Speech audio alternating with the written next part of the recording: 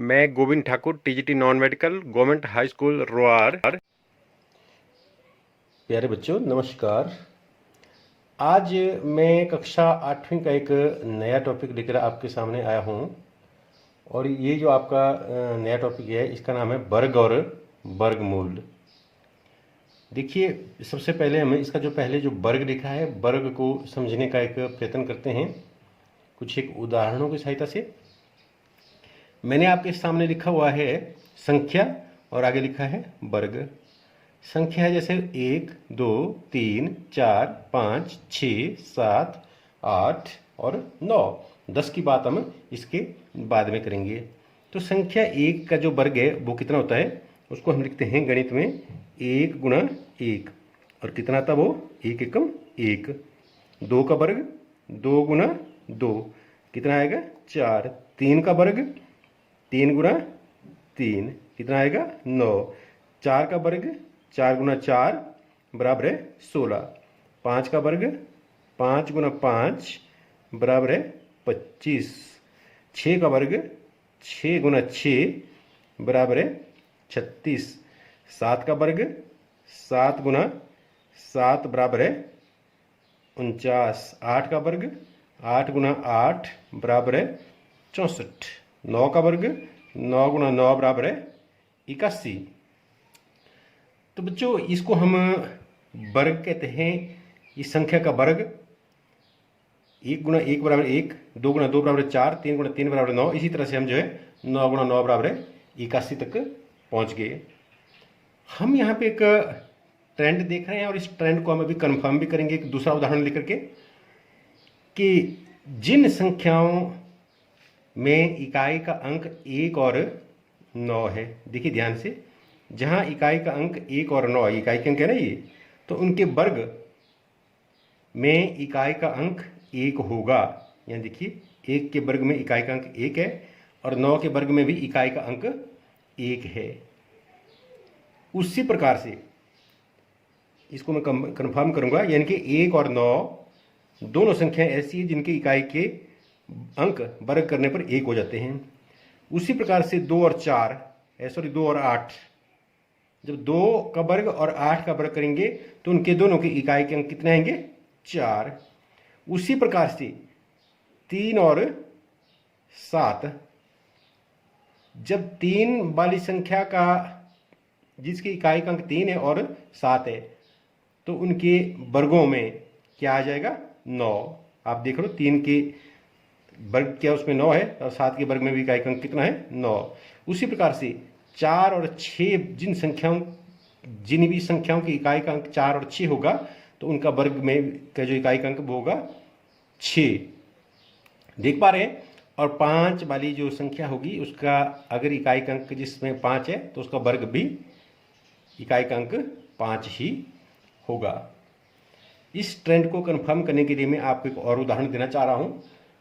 तो ये हम यहाँ पे एक संख्या लिखते हैं, जैसे मैं आपके सामने लिख रहा हूँ संख्या हम लेते हैं 11, 12, 13, 14, 15, 16, 17, 18, 19 तक लेते हैं। तो इनके जो वर्ग कितने आएंगे 11 गुणा 11 121, 12 गुणा 12 144, 13 गुणा 13 169, 14 गुणा 14 196, 15 गुणा 15 225, 16 गुणा 16 256, 17 गुणा 17 289, 18 गुणा 18 324, 19 गुणा 19 बराबर 361। मैंने पहले ये कहा था जिस भी संख्या का इकाई का अंक 1 और 9 हो तो उनके जो वर्ग होते हैं उनमें इकाई का अंक 1 होगा। अब देखिए आप, इसमें इकाई का अंक 1 है तो इसके वर्ग में इकाई का अंक 1 है। यहाँ में इकाई का अंक 9 है, तो इसके वर्ग का इकाई का अंक 1 है। तो ये चीज़ें यहाँ से कंफर्म हो गई। जिन संख्याओं में इकाई का अंक 2 हो और 8 हो, 2 और 8 का था, यहाँ भी 2 है और यहाँ 8 है, तो इनकी इकाई का अंक जो है वो 4 होता है। देखिए इसका इकाई का अंक 4 है और 8 का इकाई का अंक भी 4 है।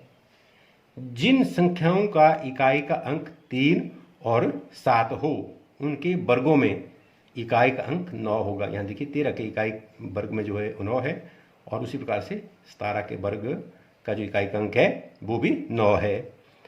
जिन संख्याओं का इकाई का अंक 4 और 6 है, मैंने कहा है जिनका इकाई का अंक 4 और 6 है, तो उनके वर्गों में इकाई का अंक 6 ही होगा।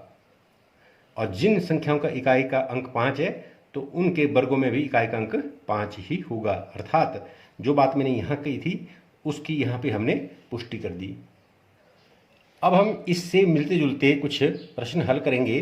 कक्षा 8वीं का जो एक्सरसाइज 6.1 है, उसमें पहला प्रश्न है निम्नलिखित संख्याओं के वर्गों के इकाई के अंक क्या होंगे। मैं सीधे लिखता हूं, निम्न संख्याओं के वर्गों के इकाई के अंक क्या होंगे। हम पहले ये चीज़ सीख चुके हैं कि जिन भी संख्याओं के इकाई की अंक में 1 और 9 है, तो उनके वर्गों में इकाई का अंक 1 होगा। जो संख्याओं की इकाई के अंक 2 और 8 है, उनके वर्गों में इकाई का अंक 4 होगा। जिन संख्याओं में इकाई में 3 और 7 है, उनके वर्गों में इकाई का अंक 9 होगा। जिन संख्याओं में इकाई का अंक 4 और 6 है, उनके वर्गों में इकाई का अंक 6 होगा। और जिनकी इकाई का अंक जो है 5 होगा, तो उसके वर्ग में भी इकाई का अंक 5 ही होगा। तो आपकी ही प्रश्नावली में से जैसे पहला सवाल है 81, बताइए कि इस संख्या का जब हम वर्ग करेंगे तो उसमें इकाई का अंक क्या होगा। तो इसका जो इकाई का अंक, इसके वर्ग का इकाई का अंक जो हमने अभी ऊपर समझा है, इसका इकाई का अंक 1 है, तो इसके वर्ग का इकाई का अंक भी कितना होगा, 1। इस चीज़ की बिल्कुल पुष्टि हो गई। आपकी प्रश्नावली में दूसरा सवाल दिया है 272, तो 272 में इकाई का अंक क्या है, 2। तो जिस भी संख्या में इकाई का अंक 2 है, तो उसके वर्ग में इकाई का अंक कितना होता है, जैसा कि हमने ऊपर बताया था, 4।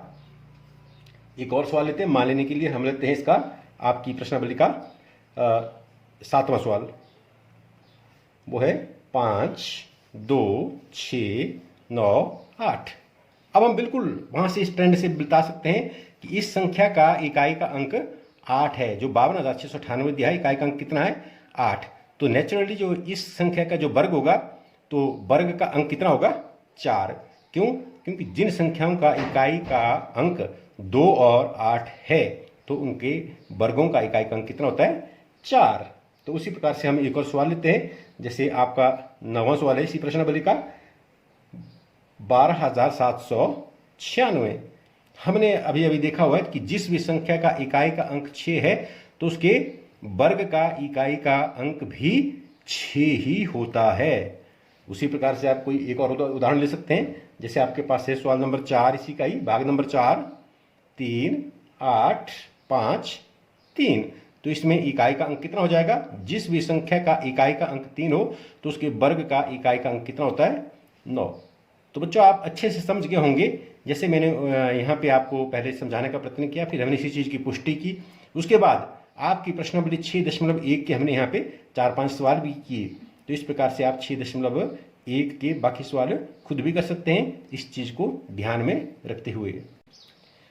तो एक तो देखा बच्चों हमने इस ट्रेंड में कि भाई किस संख्या का इकाई का अंक जब क्या होगा, तो उसके वर्ग में उसका इकाई का अंक क्या होगा, वो तो हम पहले कंफर्म कर चुके हैं। यहाँ पे हम एक और ट्रेंड देखने वाले हैं। जब हमने संख्या 1 से 9 तक के वर्ग किए, तो हमारे पास जैसे 1 का वर्ग 1, 2 का वर्ग 4, 3 का वर्ग 9, 4 का वर्ग 16, 5 का वर्ग 25, 6 का वर्ग 36, 7 का वर्ग 49 और 8 का वर्ग 64 और 9 का वर्ग 81 आया। यहाँ पे हमारे पास एक बात बिल्कुल सामने आ रही है कि इन संख्याओं का जब हमने वर्ग किया, जो ये प्राकृतिक संख्या थी, इनका जब हमने वर्ग किया तो इनके वर्ग में कहीं भी हमारे पास ना तो 2 आया, देखिए यहाँ कहीं भी 2 नहीं है, किसी भी संख्या का इकाई अंक 2 नहीं है, ना किसी भी संख्या का इकाई अंक 3 है, आप देख रहे हैं, और ना ही किसी भी संख्या का इकाई अंक 7 है, और ना ही किसी भी संख्या का इकाई अंक 8 है।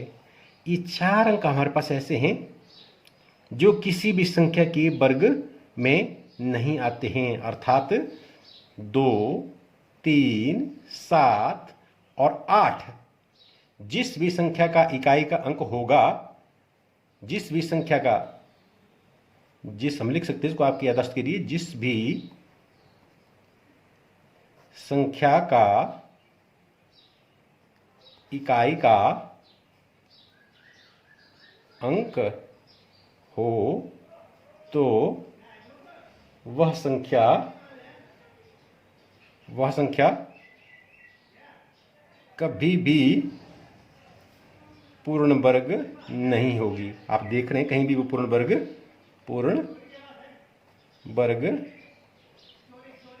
नहीं होगी। ये बिल्कुल याद रखना कि जिस भी संख्या का इकाई का अंक, यहां से हम पुष्टि कर रहे हैं, जिस भी संख्या का इकाई का अंक 2, 3, 7 और 8 हो, वो कभी भी पूर्ण वर्ग नहीं होगी। अब आपकी प्रश्नावली में सवाल नंबर 2 दिया हुआ है, ये कहता है कि स्पष्ट रूप से पूर्ण वर्ग संख्याएं नहीं हैं और इसका कारण भी लिखिए। निम्न संख्याएं स्पष्ट रूप से पूर्ण वर्ग संख्याएं नहीं है। कारण भी बताएं, साथ में कारण बताएं। देखिए हम आपकी प्रश्नावली का पहला सवाल लेते हैं, जो प्रश्नावली 6.1 का ही है। दूसरे सवाल का पहला भाग, 1057, ये पूछता है कि क्या ये संख्या पूर्ण वर्ग है। हम कहेंगे ये संख्या पूर्ण वर्ग नहीं है। ये पूर्ण वर्ग क्यों नहीं है? मैंने अभी आपको बताया कि जिस भी संख्या का इकाई का अंक 2, 3, 7 या 8 में से एक जैसा अंक होगा तो वो संख्या कभी भी पूर्ण वर्ग नहीं होगी। तो हम कारण में लिख सकते हैं क्योंकि इस संख्या में इकाई का अंक कितना है? 7 है, इसलिए ये पूर्ण वर्ग नहीं है। हम एक और उदाहरण लेते हैं आपकी ही बुक से, जैसे इसमें सवाल नंबर 3 भाग नंबर 3 दिया है, 7, 9, 2, 8। क्या ये संख्या पूर्ण वर्ग है? इसका इकाई का अंक कितना है? 8। तो हमने पहले कहा कि जिसका इकाई का अंक 8 होगा जिस संख्या में, वो पूर्ण वर्ग नहीं हो सकती है। नहीं, ये पूर्ण वर्ग नहीं है। तो कारण वही रहेगा क्योंकि इस संख्या में इकाई का अंक कितना है? 8 है। एक और सवाल लिखते हैं हम, जैसे सवाल नंबर 4 लिखा है, 2, 2, 2, 2, 2, 2, इस तरह से। यहाँ भी इकाई का अंक कितना है? 2। तो 2 वाली संख्या जिसमें इकाई का अंक 2 है वो भी पूर्ण वर्ग नहीं होती है। कारण वही, क्योंकि इसका इकाई का अंक 2 है, इसलिए ये संख्या पूर्ण वर्ग नहीं कही जा सकती। तो बच्चों, इस प्रकार से आपको आज ये 2 चीज़ें स्पष्ट हुई कि जो मैंने पहले उदाहरण में बताए और दूसरी जो मैंने इस उदाहरण में बताई कि कौन सी संख्याएं पूर्ण वर्ग संख्या हो सकती है और कौन सी संख्याएं पूर्ण वर्ग नहीं हो सकती है। तो इस प्रकार से प्रश्नावली 6.1 के जो सवाल नंबर 1 और सवाल नंबर 2 है, वो सवाल आप पूर्ण रूप से करने में स्वयं समर्थ होंगे इस चीज़ को समझने के बाद। धन्यवाद।